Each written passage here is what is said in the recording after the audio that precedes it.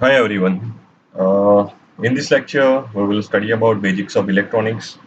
Electronics components are like transistor, Pn junction diode, Zener diode, MOSFET, FET, IGBT, thyristors. Nowadays, electronics components are used as a switching device and amplification purposes. So in this lecture, we will study about basic components like Pn junction diode, Zener diode, and transistor. So first, we will see uh, what is semiconducting materials. So electronics components generally they are made up of semiconducting materials. Semiconducting substances or materials they are called because their resistivity lies between conductor and insulator. So that's why they are called neither good conductor nor insulators. Their resistivity lies between 10 raised to minus 4 to zero point 0.5 ohm into meter. Here, one table is given, various substance given, and the resistivity is given. Copper nature is good conductor. Its resistivity is 1.7 into 10 raised to 8 minus 10 raised to minus 8 ohm into meter. Germanium nature semiconductor. Resistivity is zero point 0.6 ohm into meter. Glass nature is insulator. Resistivity is 9 into 10 raised to 11 ohm into meter. Nichrome resistance material, resistivity is 10 to minus 4 ohm into meter. So here germanium resistivity that lies between copper and glass. So various semiconducting materials like germanium, silicon, selenium, carbon, etc. Properties of semiconducting material. So the resistivity of semiconductor is less than insulator but more than conductor. Semiconductor have negative temperature coefficient of resistance. It is called NTC. That means the resistance of semiconductor decreases with increase in temperature. For example, germanium or silicon is actually an insulator at low temperature, but it becomes good conductor at high temperature. So that's why it has negative temperature coefficient resistance. Third is when suitable metallic impurities like arsenic, gallium is added to semiconductor, its current conducting properties change appreciably. So while making doping, we can increase the conductivity of semiconducting material. So first, we have PN junction diode. It is also known as crystal diode. So symbol of PN junction diode is given. Arrowhead is given. Arrowhead that shows the direction of conventional current flow, and this is given bar. So we can connect PN junction diode in circuit in terms of forward bias and reverse bias. So if arrowhead of diode symbol is positive with respect to bar, so it is called forward bias. If the arrowhead of the diode is negative with respect to bar, then diode is called reverse bias. So here N and P layer is given. So N layer has large number of electrons and less number of holes, whereas P layer has large number of holes and less number of electrons. So in between one depletion layer or potential barrier is given, so that stops the movement of electron and holes. So we need to break this depletion layer. Uh, so for that, for silicon material, we need zero point 0.3 volt, and for germanium, we need zero point 0.7 volt to break this depletion layer. So by breaking this depletion layer, we can start the movement of electron and holes, and we can make the electron hole pair, and we can start conductivity in semiconducting materials. So the applications of PN junction diode. So the applications, first application is half wave rectifier. So here circuit diagram is given for the half wave rectifier. So we need rectification means we are converting AC supply to the DC supply. So in half wave rectification, we are getting in terms of output pulsating DC. So in half wave rectification, we are using transformer. So transformer is has two advantages here. So we can step up and step down the AC voltage, as well as we can isolate this rectification circuit from the AC supply main. So we can reduce the risk of electric shock. So Here we are giving 230 volt AC magnitude at primary of transformer. On secondary, we are step down the voltage according to the requirement of DC supply. So by stepping down at secondary, we are converting to the DC, pulsating DC output.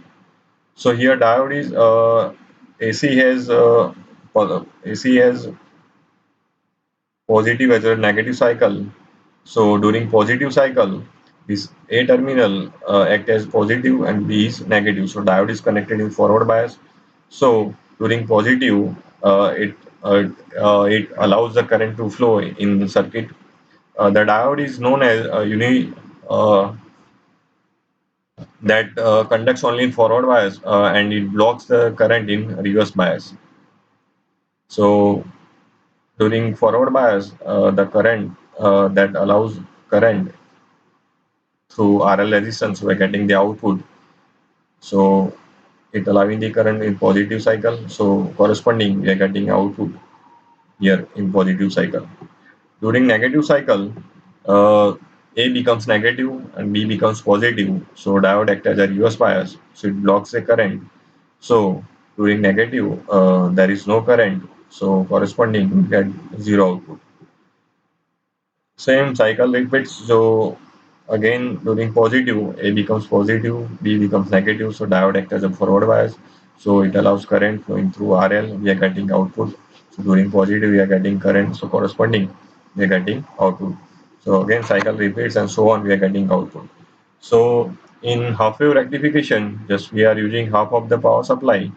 So the output and efficiency of the half wave rectification is very low. Output frequency of half-wave rectifier. So in AC input, voltage repeats the same wave pattern over 0 to 360 degree and 360 degree to 720 degree and so on. Okay, so this cycle repeats so on. Same in output waveform, we are getting the repetitive waveform 0 to 360 degree and 360 to 70 to 20 degree and so on. So 0 to 180 we are getting positive up cycle, 180 to 360 we are getting zero current. Just ignore this waveform. Okay? So 180 to 360 we are getting zero current. Then 360 onwards we are getting positive then zero. So we are getting same kind of wave pattern. So in half wave rectification, the output frequency is equal to input frequency. So for a 100 hertz sine wave input, the output will also be 100 hertz. Now we will derive efficiency of half wave rectifier. So the rectifier efficiency is given by ratio of DC power output to the input AC power. So in diagram at secondary, we have magnitude V equal to Vm sin theta. Uh, so here, uh, in terms of diode, we are considering RF, that is internal resistance of diode, and RL, that is load resistance. So to find the DC power, first we have to find out average current. So average current is equal to IDC is equal to 1 upon 2 pi integration of limit 0 to pi I into d theta, where I is equal to V by R. So V is equal to Vm sin theta divided by Rf plus RL. So by taking constant term outside, so Vm upon 2 pi into Rf plus RL, integration of 0 to pi sine theta d theta. So we are doing integration of sine theta, so that is minus cos theta and limit is 0 to pi. So by substituting limit, we will get Vm divided by 2 pi into Rf plus RL into 2. So is equal to, by getting 2 cancel, we are getting Vm upon Rf plus RL into 1 upon pi. So is equal to Im by pi, where Im is equal to Vm upon Rf plus RL. So DC power is given by I square into R. So I square DC into RL, where IDC is equal to Im by pi whole square into RL. AC input power is given by PAC is equal to I square RMS into RF plus RL, where IRMS value for half wave rectifier is equal to Im by 2. That we already derived.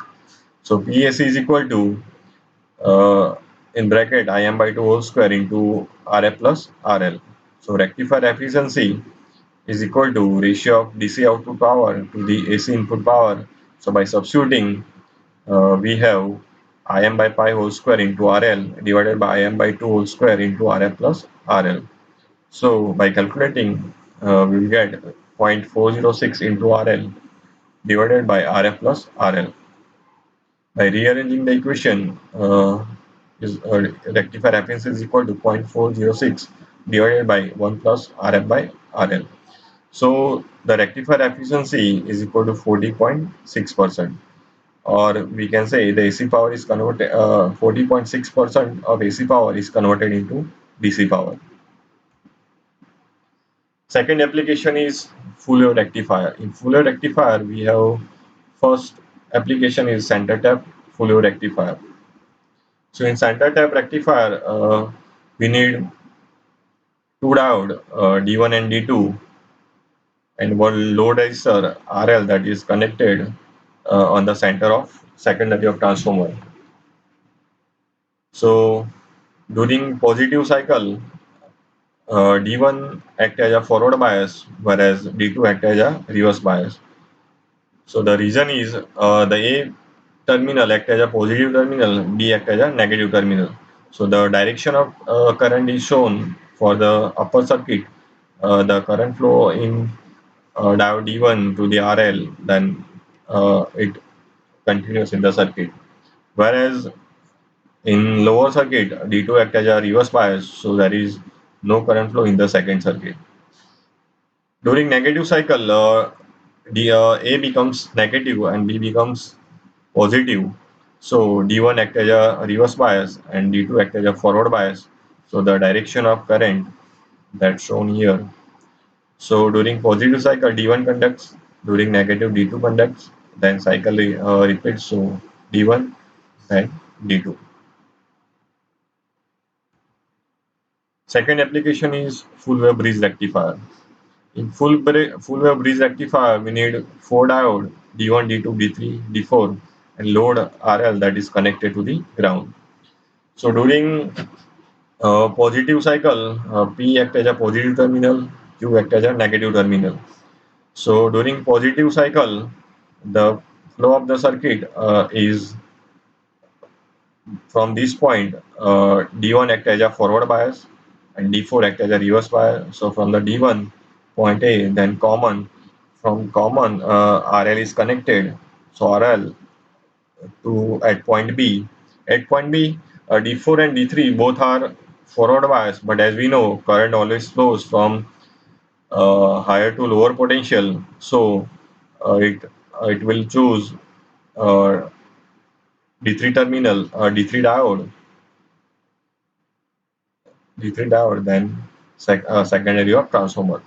So during positive cycle, D1 and D3 conducts. During negative cycle, P becomes negative and Q becomes positive. So the direction of current is D2, then point A to the ground with ground RL is connected. At RL, again current always flows from higher to lower potential. Then it choose D4 and point P and secondary of transformer.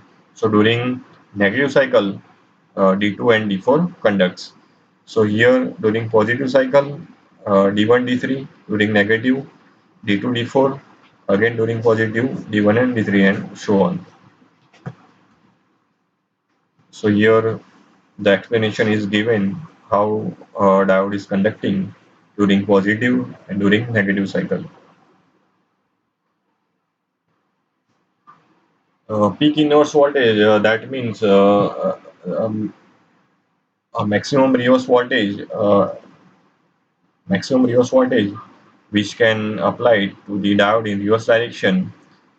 So peak inverse voltage is given during the D2 and D4 are forward bias. So the maximum voltage is Vm same during D1 and D3.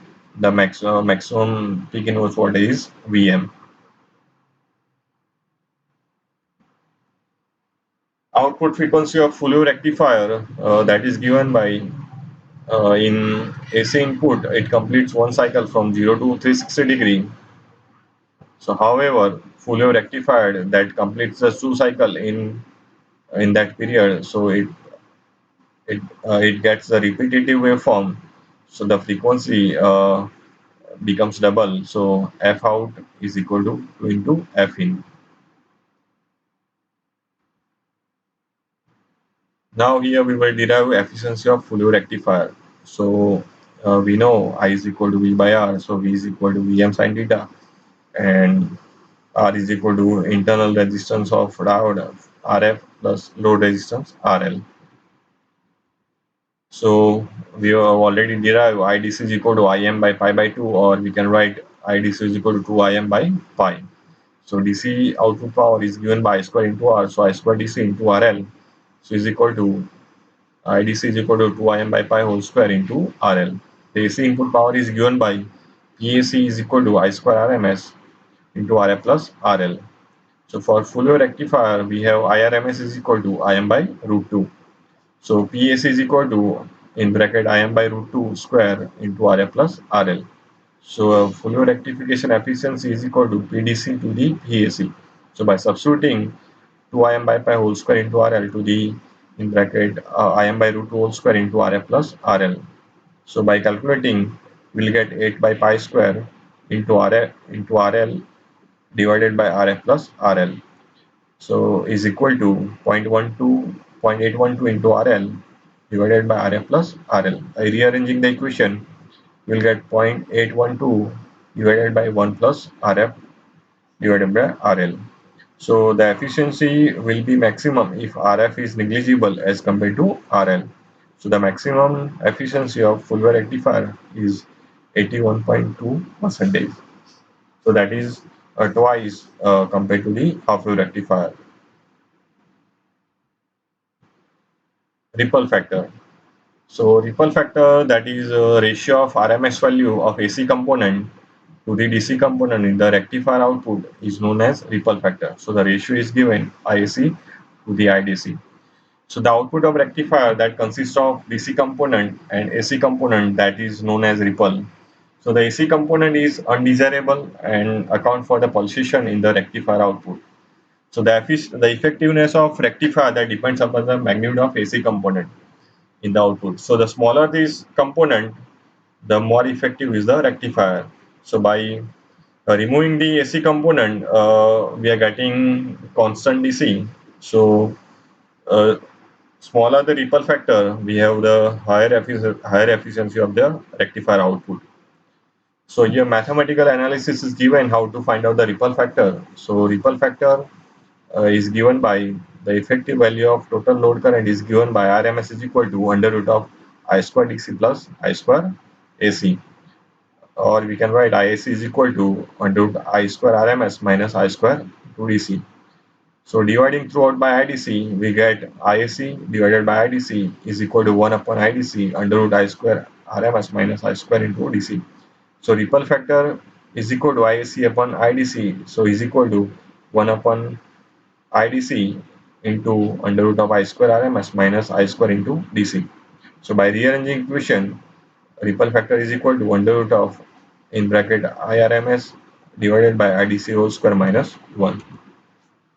For full wave rectification, IRMS is equal to Im by 2 and IDC is equal to Im by pi. So substituting in the ripple factor equation, we have under root of in bracket Im by 2 divided by Im by pi whole square minus 1 is equal to 1.21. For the full wave rectification, we have IRMS is equal to Im by root 2 and IDC is equal to 2 Im by pi. So ripple factor is equal to under root of Im by root 2 divided by 2 Im by pi whole square minus 1. So we have 0.48. So related exercise is given. A power supply delivers 10 volt DC with a ripple of 0.5 volt RMS, while the power supply B delivers 25 volt DC with a ripple of 1 millivolt RMS, which is better power supply. So just A delivering the supply and B delivering the supply. So just we have to find out which is a better power supply. So the as we discussed, the lower the ripple factor of power supply, that is a better power supply. So for the power supply, ripple factor is equal to VSC upon VDC. So is equal to zero point 0.5 divided by 10 into 100. So the data are given. So ripple factor is 5%. For power supply, the VSC upon VDC is equal to 0.001 divided by 25. It is given in milliwatt. So by converting watt, we have this value in 200 is equal to 0.004 percentage. So here for the power supply B, ripple factor is less. So power supply B is better.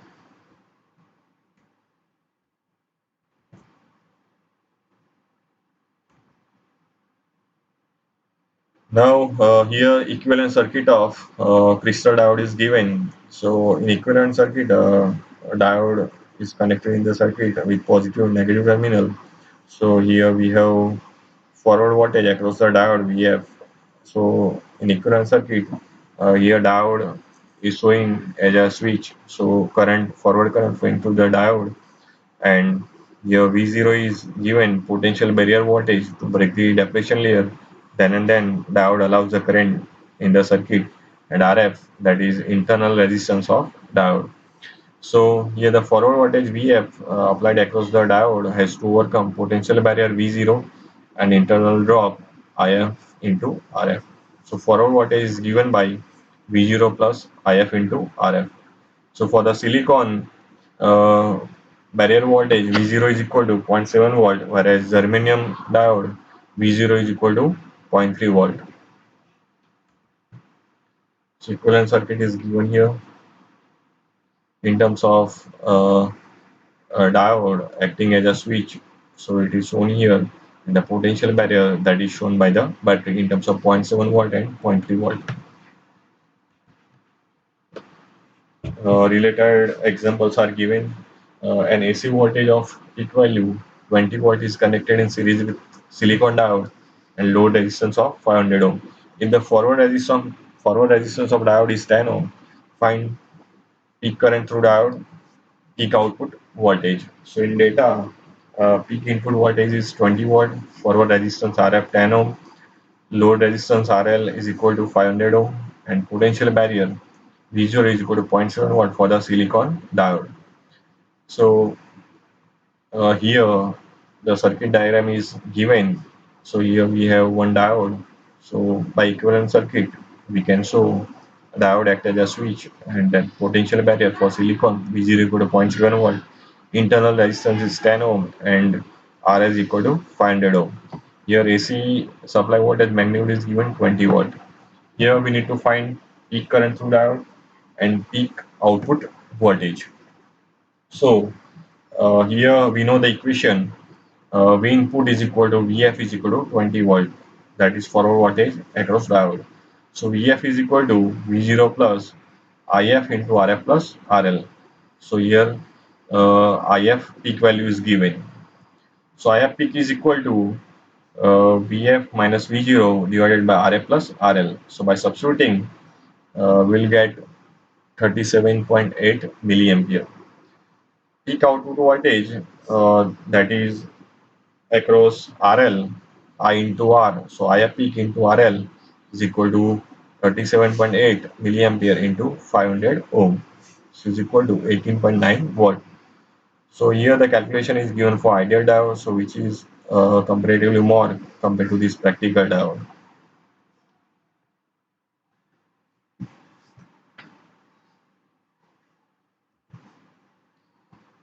Here second example is given. We have to find the current through the diode in the circuit. Assume the diode to be ideal one. So here circuit diagram is given and converted into equivalent circuit diagram. So R0, R0 is equal to 4.55 ohm and E0 equal to 0.909 volt, so that we can find out according to the Thevenin's theorem. So E0 is E0, that is Thevenin's voltage. So by making the open circuit voltage across AB with diode removed, so here we are removing the diode, we are making open circuit at A and B terminal. So voltage across R2 is given by R2 divided by R1 plus R2 into supply voltage V. So 5 divided by 50 plus 5 into 10 is equal to 0.909 volt. Thevenin's resistance is given by R1 into R2 divided by R1 plus R2 is equal to 4.55 ohm. So current through diode is equal to V by R, so E0 by R0.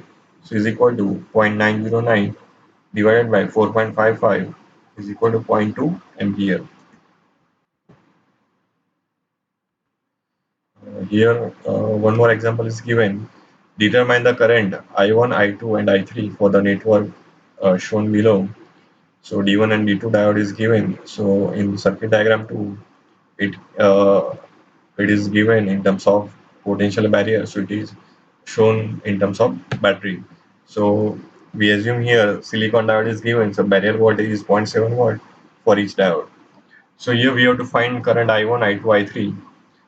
So when depletion layer breaks or potential barrier uh, breaks, diode allows the current to pass in the circuit. So at zero point 0.7 volt, that allows the I2 current. So I2 is equal to zero point 0.7 upon 3.3, that is V by R. So it is equal to 0.212 milliampere. Okay, so after the breaking of depletion layer, it allows the I2 current. Initially, we have no I1 current, means it increases very slowly, but it is very minimum. Now applying Kirchhoff's voltage law to the loop ABCDA. So loop ABCDA, we have Kirchhoff's voltage law. So by by going positive to negative direction, we have minus zero point 0.7 volt, minus zero point 0.7 volt, minus I1 into R1, and positive to negative, we have plus 20 volt is equal to 0. So I1 is equal to 20 minus zero point 0.7 minus zero point 0.7 divided by R1, which is equal to 3.32 milliampere. Now we have I1 and I2, so we know at junction incoming current is equal to outgoing current. So I1 is incoming current, I2 and I3 are leaving current or outgoing current. So I1 is equal to I2 plus I3, so I3 is equal to I1 minus I2 is equal to 3.108 milliampere.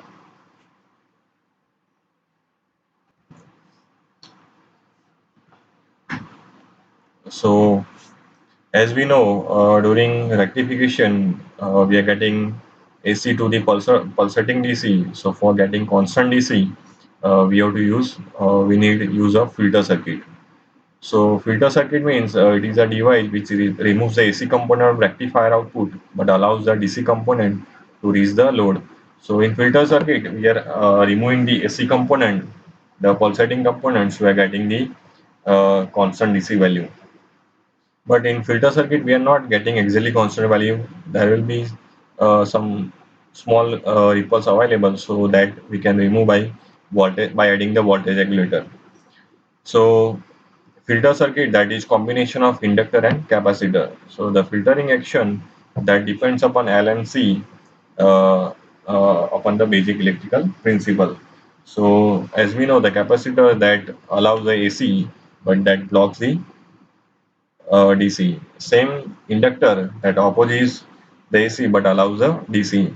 So this funda we can understand by XL and X equation. XL is equal to omega L, so is equal to 2 pi F into L, and X is equal to 1 upon omega C is equal to 1 upon 2 pi F into C. So by this funda we can come to know that capacitor and inductor behavior. So in filtering, we are removing the ripples or AC component. We are getting the nearer to the DC values. And for getting constant value, we need voltage regulator IC. Zener diode. So PN junction diode or crystal diode, that is known as unidirectional device that allows the current only in one direction, in forward direction, from positive to the negative only. Zener diode, that is properly doped crystal diode, which has a sharp breakdown voltage, is known as Zener diode. So Zener diode is highly doped compared to the ordinary or crystal diode. So it has sharp breakdown voltage, or it can also work uh, in reverse bias condition. So generally, Zener diode is connected in reverse bias because it has sharp breakdown voltage in terms of reverse characteristics. So Zener diode is not used for rectification, but it can be used for voltage stabilizer or voltage regulator. So in forward characteristics, we have non-linear curve. When we increase the voltage, current then slowly increases with respect to voltage. Same in a reverse bias, the current slowly increases, but at breakdown voltage, we have vertical curve. This curve is given, so current sharply increases. So it can also operate in reverse direction. The Zener diode is not immediately burned just because it has entered the breakdown region. As long as the external circuit connected to the Zener diode, that limits the diode current to less than the burnout value. So the diode will not burn out in reverse condition. So that's why we are connected Zener diode in reverse bias. So the symbol of Zener diode is given, arrowhead is given, and in terms of bar, it is replaced by Z shape. So arrowhead that shows the direction of current, and this is bar replaced by Z shape.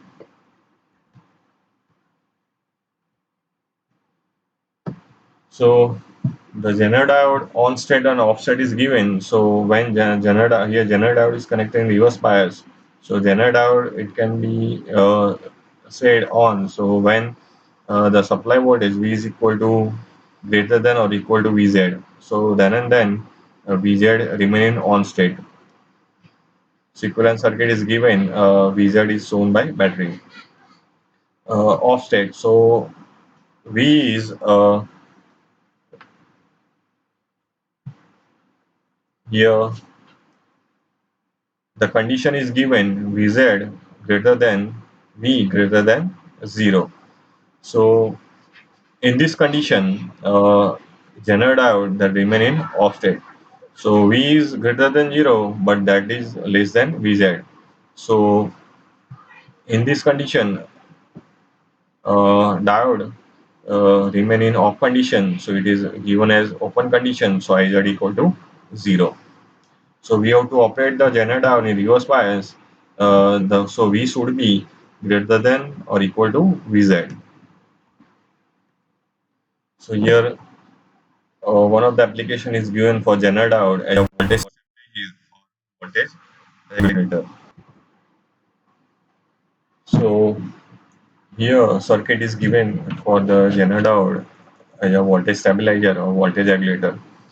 So Zener diode can be used as a voltage regulator to provide constant voltage from a source whose voltage may vary over sufficient range. So here Vz that should be is equal to V0 in terms of constant voltage across the RL, and input voltage does not fall below Vz. So then and then we can use voltage stabilizer or voltage regulator. So in first condition, suppose the input voltage increases, since the Zener is in breakdown region, the Zener diode is equivalent to a battery Vz that's shown here. So it is clear that output voltage remains constant at Vz. So at constant Vz is equal to E0. So the excess voltage is dropped across the series resistance R. So the purpose of series resistance are that uh, in terms of excessive voltage of E0, so that drop occurs at that drop occurs across series resistance R. So this will cause increase in the value of total current I. So the Zener will conduct the increase of current I while the load current, this IL, remains constant. So hence output voltage E0 remains constant irrespective of the changes in the input voltage EI. So here I uh, total current increases, whereas IL load current that remains constant. So we're getting VZ equal to E0 in respective of by changing the input voltage. In second condition, now suppose that input voltage is constant, but the load resistance RL decreases. Here we are making input voltage constant and RL load resistance decreases. So this will cause an increase in load current. So IL increases. So the extra current cannot come from the source because drop in R will not change as the Zener is within its regulating range. So the additional load current will come from decrease in the Zener current IZ. So here IZ that is going to decrease. So consequently the output voltage stays at constant value. So by this way, we can use Zener diode as a voltage stabilizer or voltage regulator to provide the constant voltage from a source, so we can vary the voltage over sufficient range.